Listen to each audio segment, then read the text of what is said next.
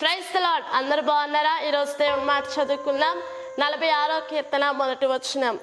దేవుడు మనకు ఆశ్రయము దుర్గములై ఉన్నాడు. ఆపత్కాలంలో ఆయన నమ్ముకున్నదైన సహాయకుడు. నీ జీవితంలో నువ్వు చేయగలిగిన కార్యాలన్నింటినీ దేవుడు నీ ద్వారానే జరిగిస్తాడు. కొన్ని పరిస్థితుల్లో నువ్వు చేయలేవు. నీకు నిస్సహాయ స్థితిలోనికి వెళ్ళిపోతున్న సమయంలో దేవా నాకు సహాయం చేయడానికి నువ్వు రావా, ఈ ఆపద నుండి నన్ను తప్పించడానికి నువ్వు రావా అని నువ్వు దేవుని సన్నిధిలో మోకరించినట్లయితే కనుక నీ పక్షంగా దేవుడు సహాయం చేయడానికి ఆయన నమ్ముకున్నదైన సహాయకుడు.